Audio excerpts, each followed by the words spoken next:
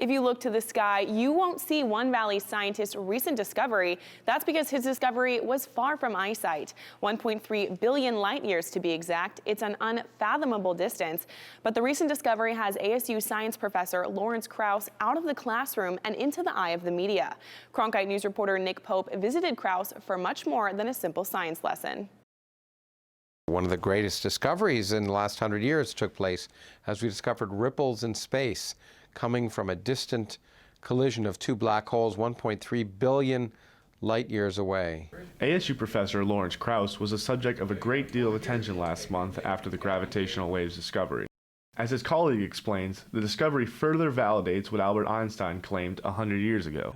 Einstein's theory tells us that space-time is like a fabric, and the masses that we know are moving on that fabric, and so every time there's some violent motion, then there's a ripple on that fabric of space-time.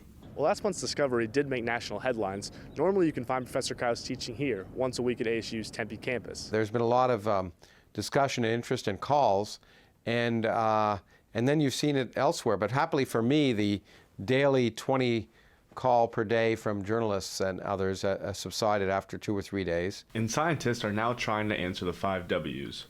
What's next in the gravitational waves field, what is going to happen, and where it is going to happen as well. But the next big step is into space, because in space we can build these kind of machines that are not just 4 kilometers in length as each of the arms of this interferometer were, but 4 million kilometers in length. Regardless of when these changes will happen, the science world will be eagerly waiting to see what happens next.